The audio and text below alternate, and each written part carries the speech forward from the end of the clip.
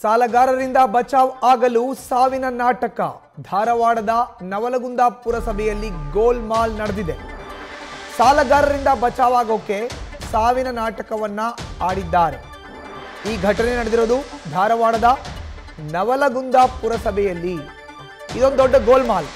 ಜೀವಂತವಾಗಿ ಇದ್ದಾಗಲೇ ಮರಣ ಪ್ರಮಾಣ ಪತ್ರವನ್ನ ವ್ಯಕ್ತಿ ಪಡೆದಿದ್ದಾನೆ.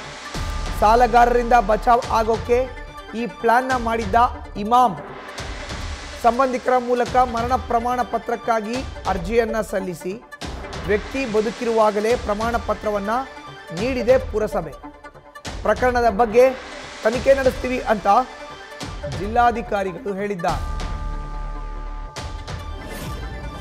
ಯಾವ ಕಾರಣಕ್ಕೆ ಯಾವ ಉದ್ದೇಶ ಇದೆ ಎಂಬುದು ನಮಗೂ ಕೂಡ ಗೊತ್ತಿಲ್ಲ. ಇದು ಪ್ರಿಲಿಮಿನರಿ ವರದಿನಲ್ಲಿ ಈ ಥರ ಇಶ್ಯೂ ಆಗಿರೋದ್ರ ಬಗ್ಗೆ ನಮಗೆ ಮಾಹಿತಿ ಬಂತು. ಇದರ ಬಗ್ಗೆ ನಾವು ಸಂಬಂಧ ಒಂದು ಅಧಿಕಾರಿಯನ್ನು ನಾವು ನೇಮಕ ಮಾಡಿ ಎನ್ಕ್ವೈರಿ ಮಾಡ್ತೀವಿ. ಸೊ ಅದರಲ್ಲಿ ಏನು ಲೋಪಗಳು ಕಂಡು ಬಂದಿದೆ ಸಂಬಂಧಪಟ್ಟವ್ರ ವಿರುದ್ಧ ನಿಯಮಾನುಸಾರ ಕ್ರಮ ಕೈಗೊಳ್ತೀವಿ. ಓಕೆ, ಇಲ್ಲ ಇದೆಲ್ಲ ಕೂಡ ನಾವು ತನಿಖೆ ಮಾಡಿಸ್ತೀವಿ. ಈ ಒಂದು ಅಂಶಗಳನ್ನು ಕೂಡ ಪ್ರಾಪರ್ ಆಗಿ.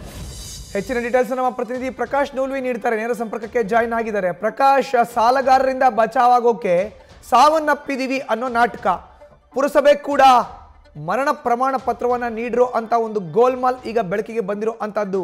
ಪ್ರಕಾಶ್,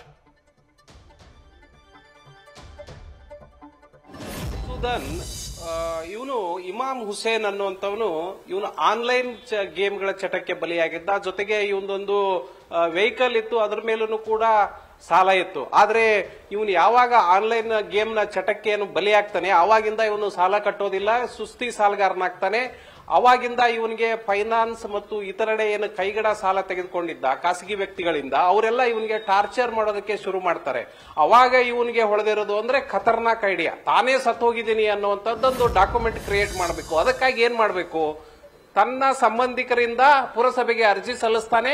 ಇಮಾಮ್ ಹುಸೇನ್ ಮುಲ್ಲಾನವರ್ ಸತ್ತೋಗಿದ್ದಾನೆ, ಅದಕ್ಕಾಗಿ ಆತನಿಗೆ ಮರಣ ಪ್ರಮಾಣ ಪತ್ರ ಕೊಡಬೇಕು ಅನ್ನುವಂತ ಒಂದು ಡಾಕ್ಯುಮೆಂಟ್ ಸೃಷ್ಟಿ ಮಾಡೋದಕ್ಕೆ ತನ್ನ ಸಂಬಂಧಿಕರಿಂದ ಪುರಸಭೆಗೆ ಅಪ್ಲಿಕೇಶನ್ ಕೊಡ್ತಾನೆ. ಪುರಸಭೆ ಅಧಿಕಾರಿಗಳು ಸ್ಥಾನಿಕ ಚೌಕಾಸಿ ಮಾಡಬೇಕು.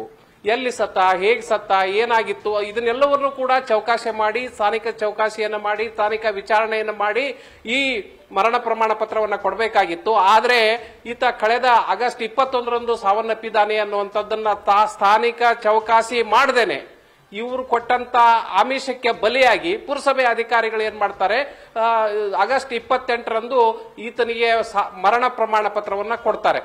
ಈ ಮರಣ ಪ್ರಮಾಣ ಪತ್ರವನ್ನು ಇಟ್ಕೊಂಡು ಈತ ತನ್ನ ಖಾಸಗಿ ಫೈನಾನ್ಸ್ಗಳಿಗೆ ಮತ್ತು ಇತರೆಡೆಯನ್ನು ಕೈಗಡ ಸಾಲ ತೆಗೆದುಕೊಂಡಿದ್ದ, ಅವನು ಸತ್ತೋಗಿದ್ದಾನಂತ ಬಿಂಬಿಸೋದಕ್ಕೆ ಪ್ರಯತ್ನ ಮಾಡ್ತಾರೆ. ಆದ್ರೆ ಇದು ಕಿವಿಯಿಂದ ಕಿವಿಗೆ ಹೋಗಿ ವಿಷಯ ಬಯಲಾಗ್ಬಿಡ್ತದೆ. ಬಯಲಾದ ನಂತರ ಕೂಡಲೇನೆ ಪುರಸಭೆ ಅಧಿಕಾರಿಗಳು ಎಚ್ಚೆತ್ಕೊಳ್ತಾರೆ. ಎಚ್ಚೆತ್ಕೊಂಡಂತ ಅಧಿಕಾರಿಗಳು ಈ ಮರಣ ಪ್ರಮಾಣ ಪತ್ರವನ್ನು ವಾಪಸ್ ತೆಗೆದುಕೊಂಡಿದ್ದಾರೆ. ಇದೀಗ ಈ ಪ್ರಕರಣದ ತನಿಖೆಗೆ ಆದೇಶ ನೀಡಲಾಗಿದೆ. ಜಿಲ್ಲಾಧಿಕಾರಿ ದಿವ್ಯಾ ಪ್ರಭು ಕೂಡ ಈ ಪ್ರಕರಣವನ್ನು ಗಂಭೀರವಾಗಿ ಪರಿಗಣಿಸಿದೀವಿ. ಯಾರು ತಪ್ಪಿತಸ್ಥ ಅಧಿಕಾರಿಗಳಿದ್ದಾರೆ ಅವ್ರ ಮೇಲೆ ಖಂಡಿತವಾಗಿ ಕ್ರಮ ಆಗತ್ತೆ ಅನ್ನುವಂತ ಭರವಸೆಯನ್ನು ನೀಡಿದ್ದಾರೆ.